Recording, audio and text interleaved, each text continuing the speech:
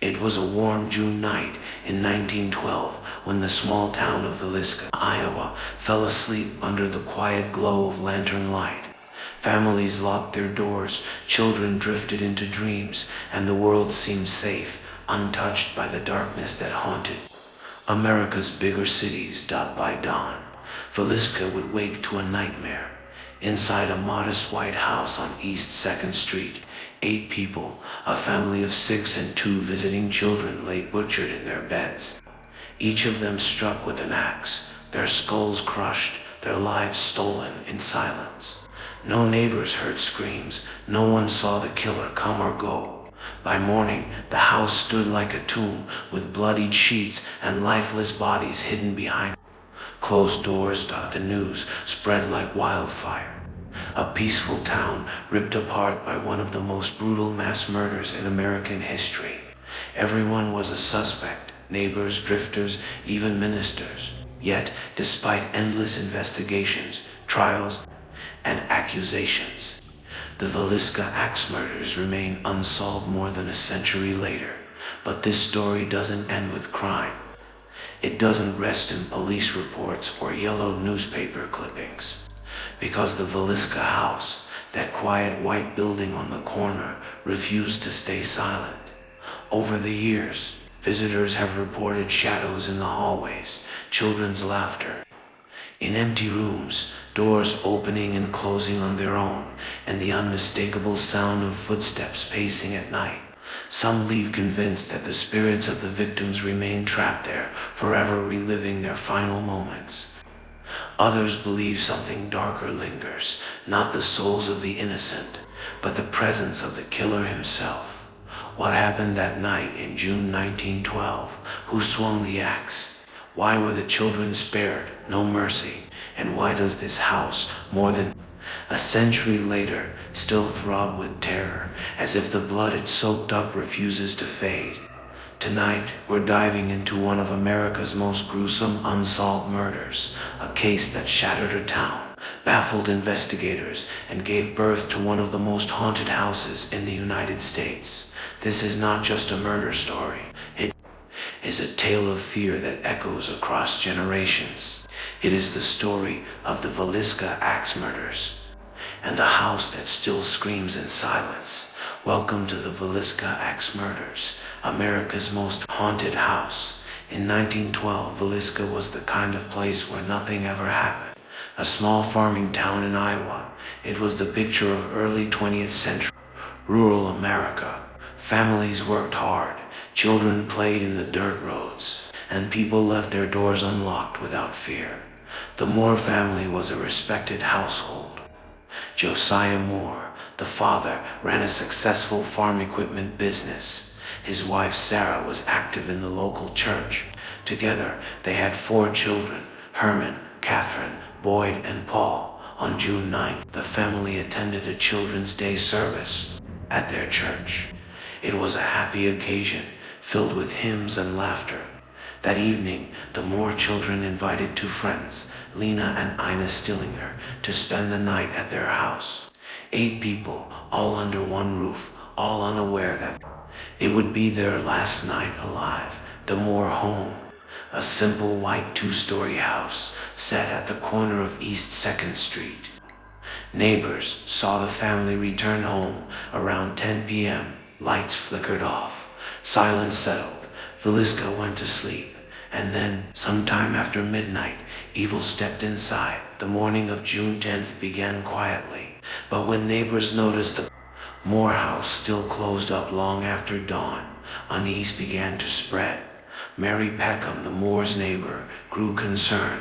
She saw no children running about, no chores being done, no sign of life. After knocking on the door and receiving no answer, she contacted Josiah's brother. He entered the home, and what he found would scar Villisca forever. Inside, the rooms were dark, curtains drawn. The first horror awaited in the children's bedroom, the 2 Stillinger girls brutally murdered in their bed. Upstairs, the Moore family, Josiah, Sarah, and their 4 children, all lay lifeless, their skulls crushed by the blunt force of an axe. Josiah had received the most blows, the killer striking him so hard that his face was unrecognizable. The weapon, a bloodied axe, was left at the scene, but chillingly, every mirror in the house had been covered with cloth or clothing. Windows were shrouded.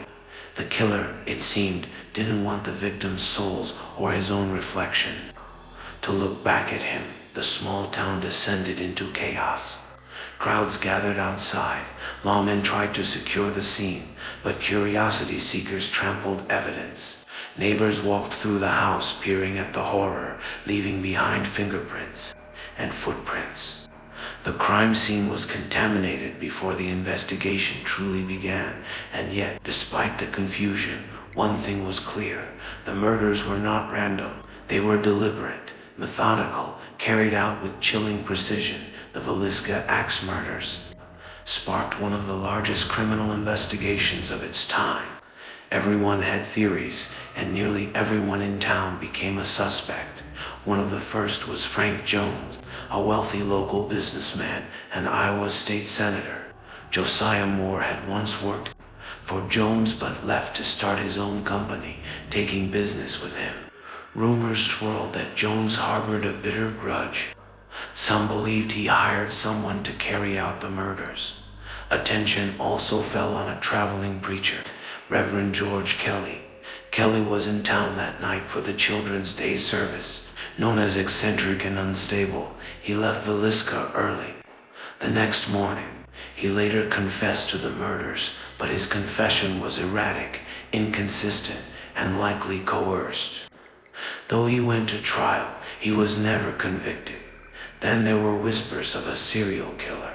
Around that time, a series of axe murders occurred across the Midwest in towns like Colorado Springs and Ellsworth, Kansas. Some believed a wandering murderer rode the railroads, striking in the dead of night, then vanishing before dawn. Was Villisca another stop on his bloody trail? The investigation dragged on, but no definitive evidence ever surfaced. Witnesses contradicted each other. Suspects were freed, and leads went cold. The case became a maze of theories with no exit. The Villisca murders gripped not just Iowa, but the entire nation. Newspapers feasted on the story, printing lurid headlines that stoked fear. Suddenly, small towns across America felt vulnerable. If this could happen in Villisca, it could happen anywhere. 2 grand juries were convened, but both failed to bring justice. Reverend Kelly's trial in 1917 offered brief hope, but the jury deadlocked. He walked free. Frank Jones, too powerful and well-connected, was never formally charged. With every failure, rumors spread deeper. Some townspeople swore the killer still walked among them. Others believed the police covered up the truth to protect elites. And in the years that followed, the murders became legend, a story that children whispered at night, a shadow that never lifted from the town. But what made the crime most terrifying wasn't just its brutality. It was its intimacy. The killer had crept into a family's home, one by one, striking them as they slept. No chance to fight back, no chance to scream. The murders were silent, suffocating, as if death itself had floated room to room. To this day, questions linger. Why were all the mirrors covered? Why was the axe left behind? Why were some victims struck with the blunt side, others with the blade? Some theorized the killer was deeply disturbed, covering mirrors to avoid confronting his reflection. Others suggested it was ritualistic, almost ceremonial. The idea of a traveling axe murderer remains compelling, especially since similar crimes occurred within the same decade. Yet no one was ever caught. Others cling to the belief that Reverend Kelly, with his strange confessions and troubled mind, was guilty. But if so, why couldn't a jury convict him? And then there are those who say the case was doomed from the start. The crime scene was trampled, evidence destroyed, suspects mishandled. Perhaps the truth was there all along, lost in the chaos of that summer morning in 1912. If the story ended with crime, it would already be chilling. But the Villisca house refuses to fade quietly into history. Today the house still stands. Preserved much as it was in 1912, it has become infamous as one of the most haunted places in America. Paranormal investigators flock to it, drawn by tales of ghostly activity. Visitors report children's voices echoing in empty rooms. Doors slam shut on their own. Footsteps move across the creaking floors, even when the house is empty. Some have claimed to see shadowy figures at the foot of the beds, watching silently. One paranormal investigator, in fact, reportedly attacked himself inside the house with a knife, as if compelled by something unseen. For many, the Villisca Axe Murder House is not just a historical site, it is a living wound, a place where the boundary between the past and present is razor thin, where the souls of the Moore family and the Stillinger girls may still wander, waiting for justice that never came. The Villisca Axe murders remain one of the most disturbing, unsolved crimes in American history. Over a century has passed since that summer night in 1912, and yet the story refuses to fade. The house still stands quiet and unassuming from the outside, but inside it holds the echoes of screams no one heard, footsteps no one saw, and lives that ended too soon. What makes the Villisca murders so haunting is not just the brutality, but the mystery. 8 lives were taken with merciless precision, and yet no one has ever been convicted. Every suspect, every theory, every piece of evidence slips like smoke through our fingers. Was it a jealous rival, a deranged preacher, or a wandering killer who struck that night? Or was it someone closer, someone trusted, who walked through the Moore's door without suspicion? We may never know, but the silence of the victims speaks louder than any answer. Covered mirrors, shrouded windows, a bloodied axe left behind. These details transform the crime into something more than murder. They feel like ritual, like obsession, like madness that lingered long after the killer walked away, and the haunting ensures that the story does not rest. Visitors to the Villisca Axe Murder House leave with chills, with recordings of voices they cannot explain, with stories of shadows that watch in the dark. Skeptics call it imagination, believers call it proof. But either way, the house breathes with memory, as if the walls themselves refuse to let go of what happened.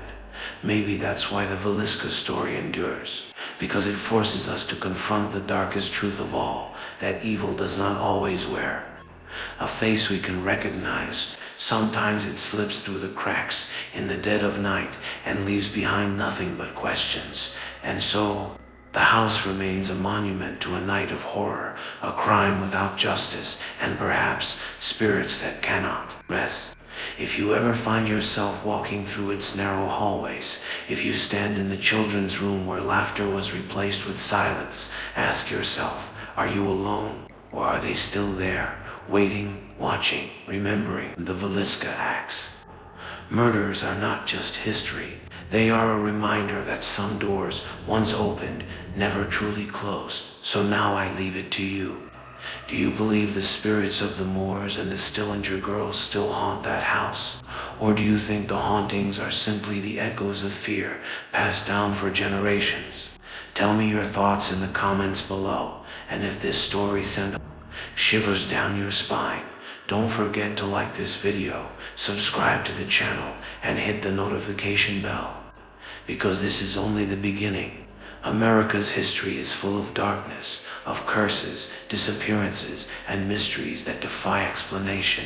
And together, we'll keep uncovering the secrets that others have forgotten or chosen to ignore. This has been the Villisca Axe Murders, America's most haunted house. Until next time, remember, history doesn't just live in books. Sometimes it lingers in houses, in whispers, and in the shadows at the foot of your bed.